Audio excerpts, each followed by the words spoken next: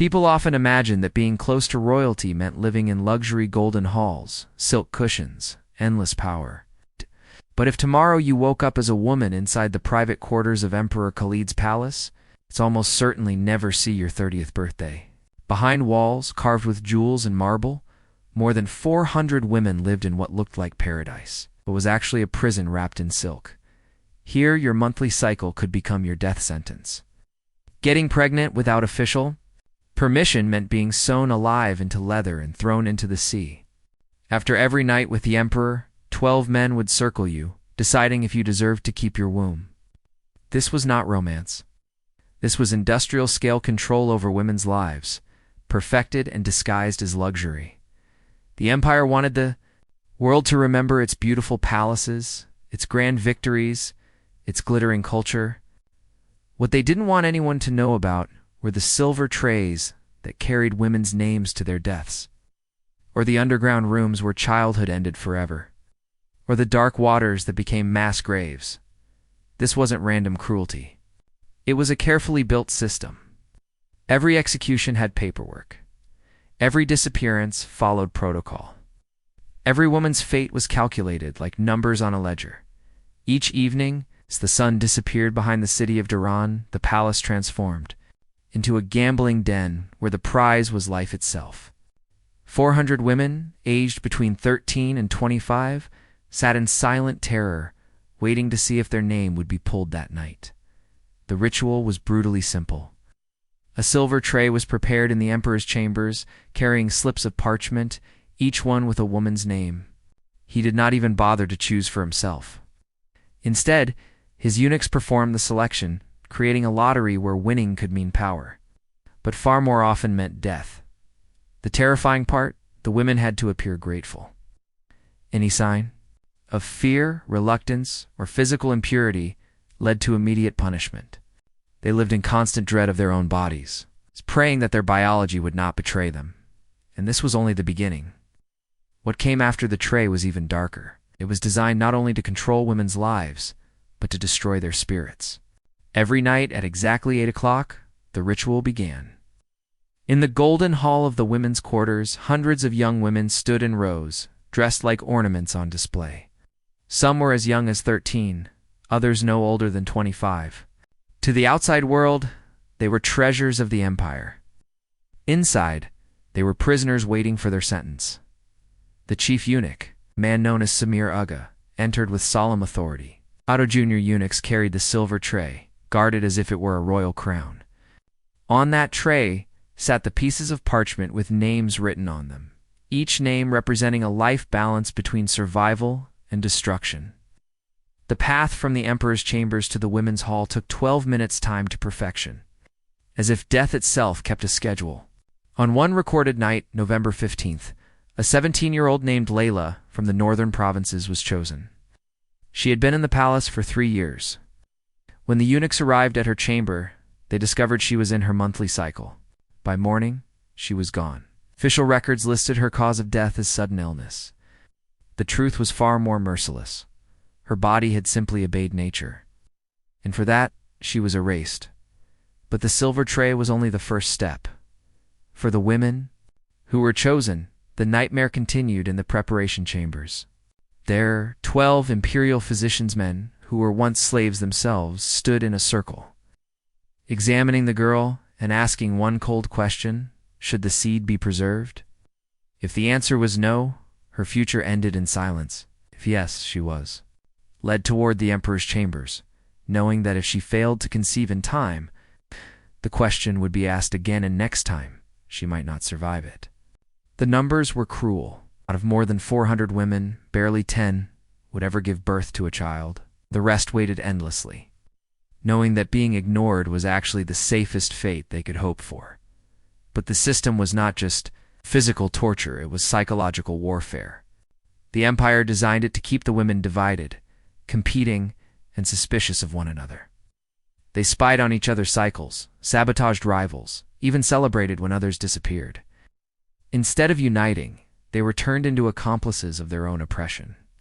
One ambassador visiting the palace in the 17th century wrote that women preferred drinking poisons to destroy their fertility rather than risk being chosen. Do them. Barrenness felt like freedom. This ritual of death disguised as ceremony was only one part of the nightmare. Because inside this brutal system, one young girl would learn to turn cruelty into power. In doing so, she became more feared than the emperor himself. It was the year 1520, in a quiet village on the edge of the river Soria. A 15-year-old girl named Amara was helping her father, a priest, gather flowers for Sunday Mass when raiders swept across the fields. Within hours, her family was dead. Her village burned, and she was chained with dozens of other girls. Their destination, the slave markets of Tehran, the imperial capital. Amara entered the palace not as a princess, but as property. While others wept for their families, she watched. She studied. She understood one truth: tears meant weakness, and weakness meant death. From that moment, Amara began to build a mask. A new identity so flawless that even she would one day forget who she truly was. The records showed that within 6 months, she spoke 3 languages of the court: Florian, Arabesh, and Arkan fluently, without an accent. Witnesses said she practiced until her lips bled, repeating words until her voice blended perfectly with those around her. She knew language was more than communication, it was camouflage. But language was only her first weapon. Her real strategy was studying Emperor Khalid as though he were a puzzle waiting to be solved. She memorized his habits, his tastes, his moods. When he favored poetry, she became a poet. When he turned to politics, she whispered opinions that seemed like reflections of his own. She didn't just mirror him, she became his perfect counterpart. Historians now call her methods psychological manipulation, centuries ahead of her time. She used what modern scholars describe as intermittent reinforcements, sometimes warm, sometimes distant, always unpredictable. She made Khalid addicted to her presence, desperate to decode her shifting moods. In 1524, a fire tore through part of the palace. While others fled in terror, Amara ran straight into the smoke to rescue Khalid's most prized manuscript of poetry. To the world, she appeared a hero.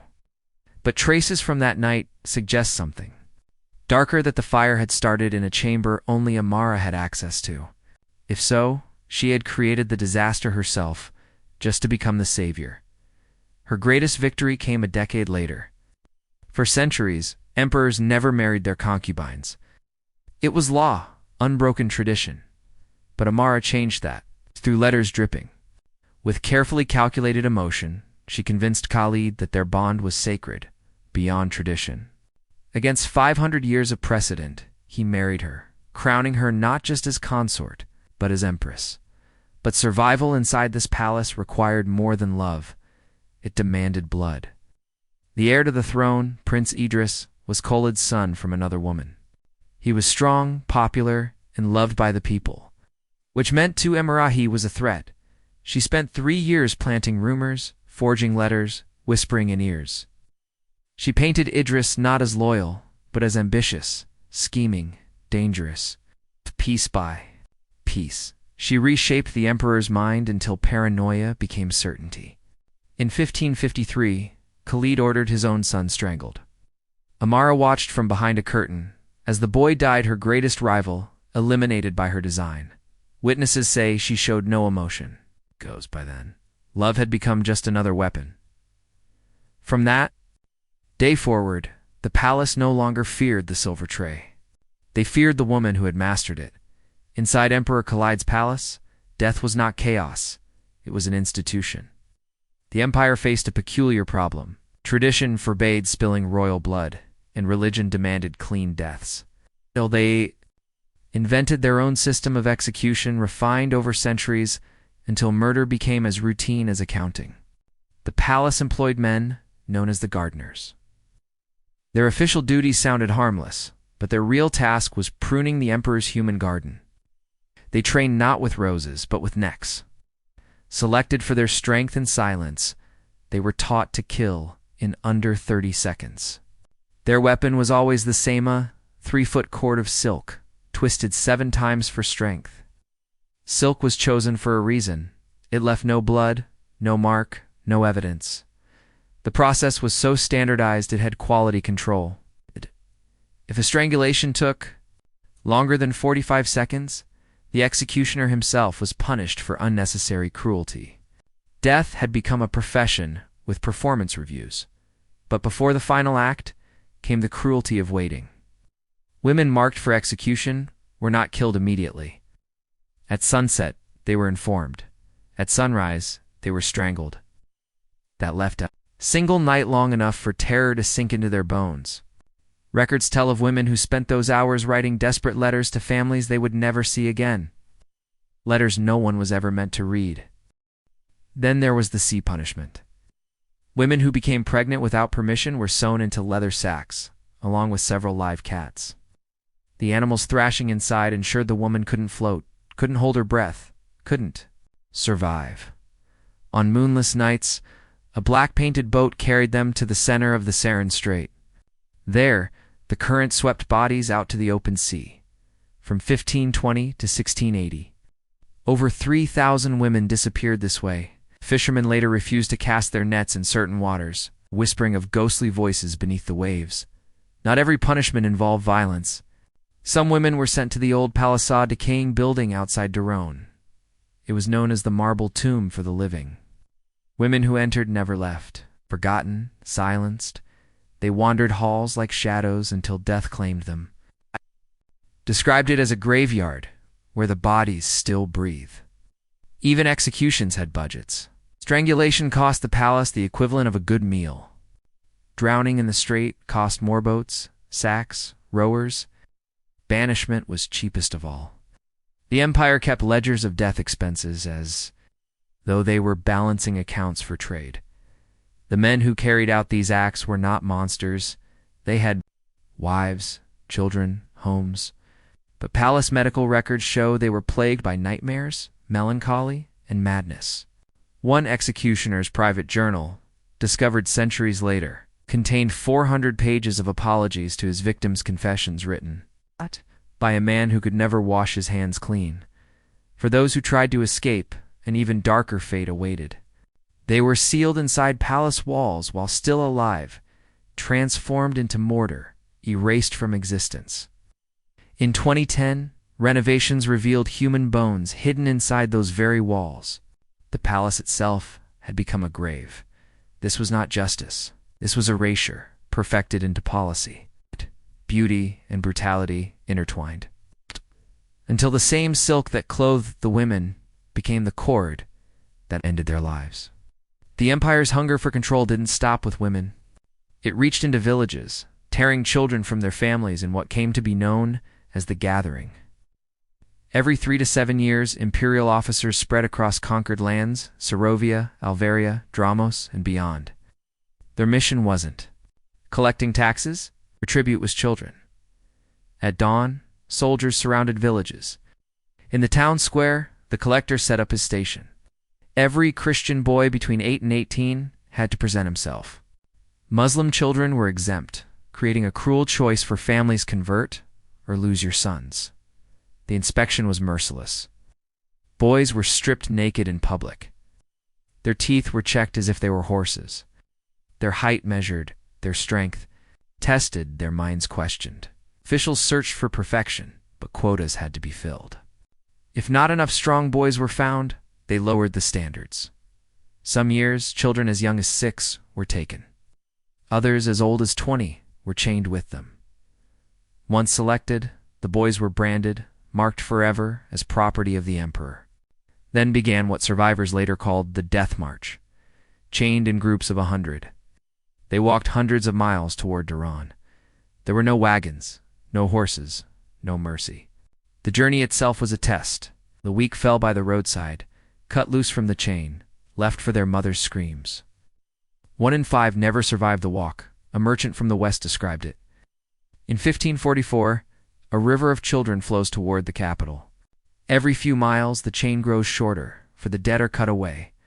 Mothers followed weeping until soldiers drove them back. Villagers called it the harvest of sorrow. Those who survived arrived broken, exhausted, pliable. They were given new names, Muslim names. Their Christian names were forbidden, punishable by beating. They were circumcised without mercy. They were forbidden to speak their mother tongues. The most brutal part? The empire turned these boys into its most loyal soldiers, torn from their families, raised to obey only the emperor. They grew into men who would one day march back into their own homelands to steal more children. The oppressed became the oppressors between 1450 and 1650. Historians estimate more than 200,000 boys were taken. That's 1,000 children every year for 2 centuries. Entire regions were left without sons for generations. Parents tried everything. Some mutilated their own boys, cutting off thumbs or toes to make them unfit for service. Others married them young, hoping marriage would grant exemption. Some hid them in caves and monasteries. And in the darkest moments, a few chose to kill their own sons rather than see them dragged away. It was systematic. It was efficient. It was state-sponsored human trafficking disguised as imperial policy. And the empire didn't just take boys for soldiers. The most delicate, the most beautiful, most intelligent. They were reserved for something even darker inside the palace schools. Behind the glittering gates of Duran's imperial palace stood the Academy of Service, a school that pretended to educate, but in truth, programmed children into perfect servants. Known as the Enduran, it was celebrated as one of the most advanced institutions of its age. On paper, it taught languages, mathematics, theology, music, and martial arts. In reality, it was a grooming factory that devoured innocence. 3-2. 400 boys lived within its marble walls at any given time. They were between 10 and 18 years old, divided into strict ranks. Newcomers called Ashir were the lowest, expected to obey without question. Above them were the Phallics, who enforced discipline. At the top stood the Hasadas, who enjoyed power not just over rules, but over bodies. By day, the boys studied.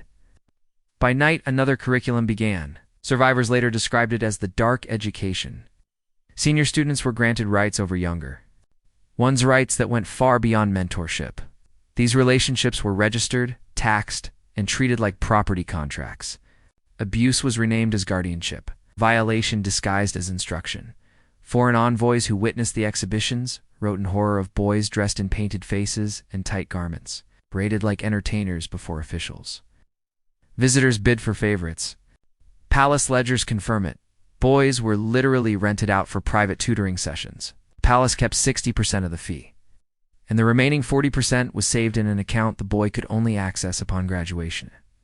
If he lived that long, medical records from palace doctors reveal the silent suffering hidden in official language, repeated mentions of throat inflammations, melancholic temperament, and rectal injuries appear again and again. The suicide rate was staggering but disguised. Boys who threw themselves from towers were recorded as accidents. In one 5-year period, 31 falls were listed from the same tower, which had protective railings. Religious leaders inside the palace twisted faith to justify the system. They declared that submitting to seniors was a form of worship, that obedience to abuse was holy. Boys were told their suffering made them pure, their resistance made them weak. And yet, the most chilling part was that the system worked.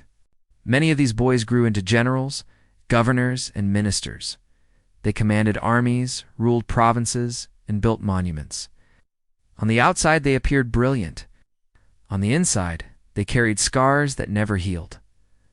One survivor who escaped, years later wrote from exile, "They took my name, my faith, my childhood. They gave me languages, weapons, and power. But in every silence, I hear the screams of the boy I once was." The empire's greatest administrators were not born. They were manufactured in these halls of horror. Trauma was the foundation of loyalty. Pain was the price of brilliance. If you want to know the truth of Emperor Khalid's harem, don't look at the jewels or the silk. Look at the numbers. Numbers don't lie. 400 women entered. 3 survived to old age. That wasn't an exaggeration, it was documented fact from palace records spanning more than a century. For every Amara who rose to power, 130 women simply vanished into silence. The average age of entry was just 14 to 16. By 19, most women had already reached their peak. By 25, they were considered old. By 30, elderly. Finding a woman in her mid-30s was so rare that she was treated as an anomaly. The turnover was relentless. Every 4 to 5 years, the entire harem was replaced. To maintain numbers, the palace demanded 80 to 100 new girls each year. They were purchased, trained, clothed, and prepared like livestock cycling through a human machine. Official records listed their deaths with chilling simplicity. Between 1550 and 1650, hundreds were said to have died of sudden illness, others of melancholy, still others of accidents. These euphemisms covered everything from strangulation to drowning. The palace erased their fates with ink on paper. Even the economics were calculated. Each woman cost 50 gold coins to purchase, 20 annually to maintain, and 5 to dispose of. That meant the empire spent the equivalent of millions each. You're not on preserving lives, but on replacing them. Death had a price tag, and the system was profitable. One statistic chills the blood. When plague struck Iran in 1625, killing 60 women in a single week, the harem was fully restocked within 2 months. The empire had supply chains for human beings more efficient than their military.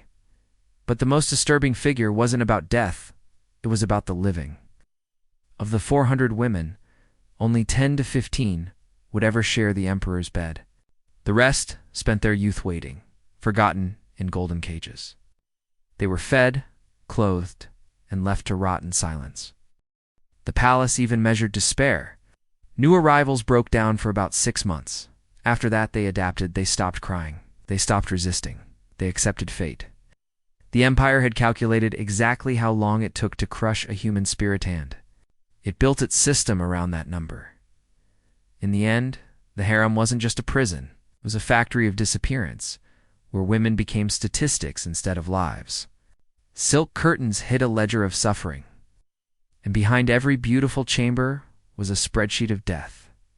For nearly 500 years, Emperor Khalid's empire perfected the machinery of control, but no system of terror lasts forever. The beginning of the end came in 1839 when Sultan Arman, the reformer, issued the Edict of the Rose Garden.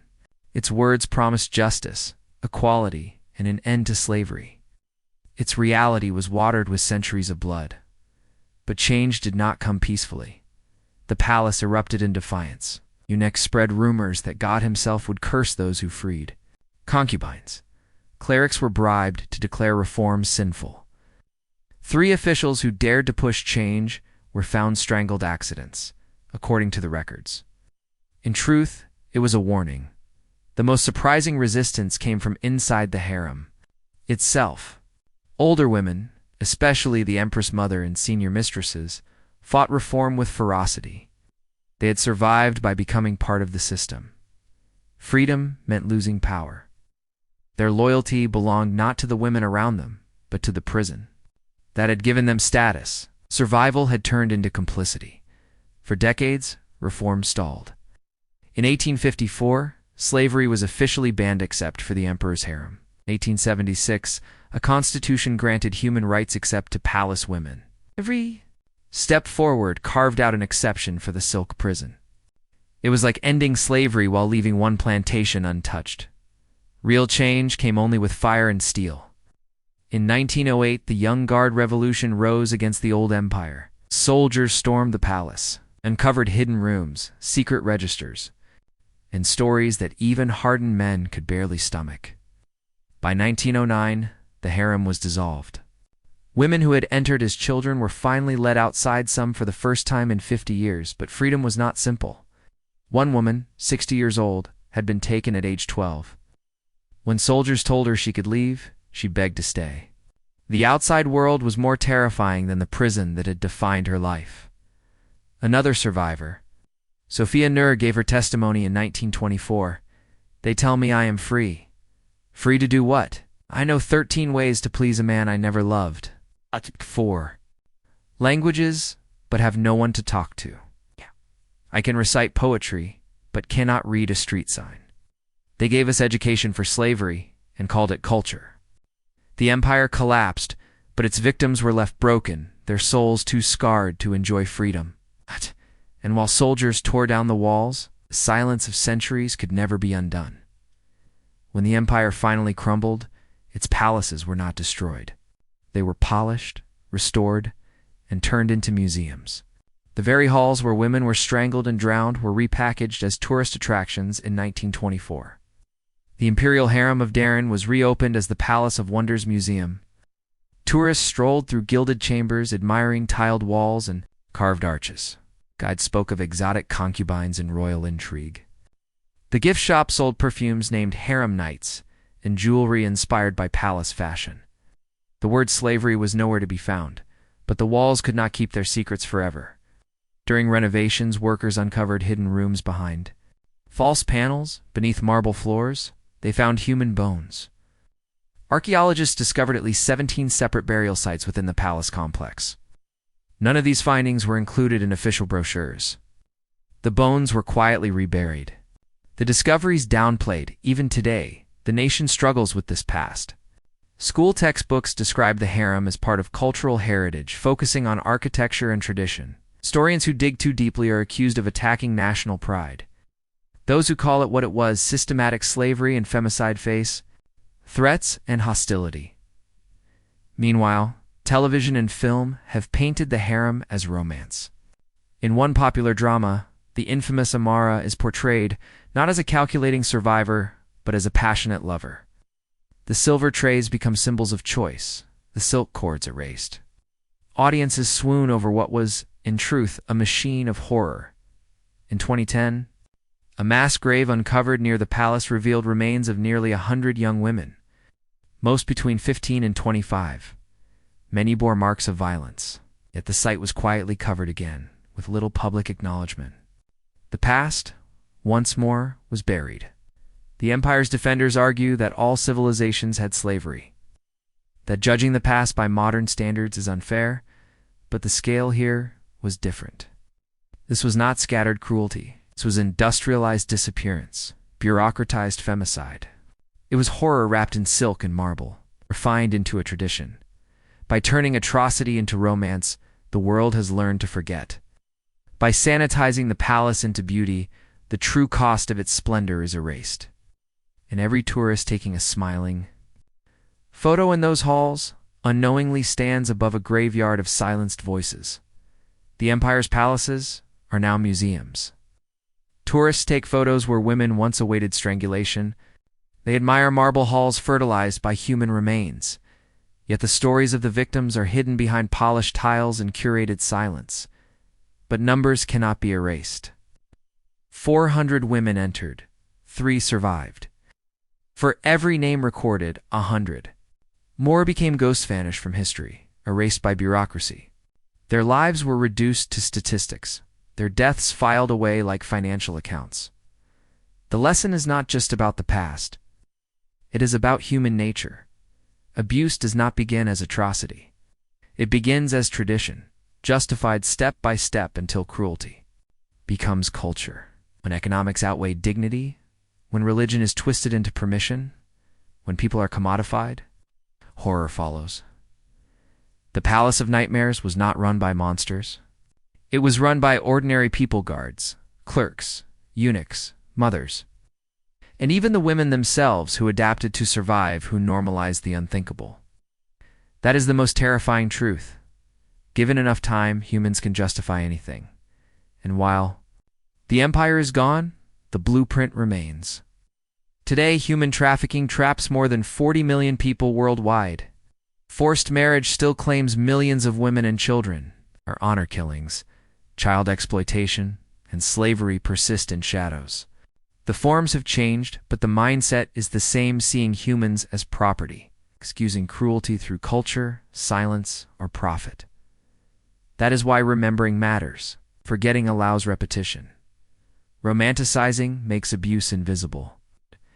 Every perfume, bottle named after a harem dishonors the women who died in silk nooses. Every television drama that turns slavery into love erases thousands of screams. So when you look at golden palaces or read tales of exotic romance, remember the silver tray. Remember the women who prayed not to be chosen. Remember the boys chained together on the death march. Remember the bones hidden in the walls? Because history's warnings are not just about what was, they are about what could be again. Stay aware, stay critical, stay free.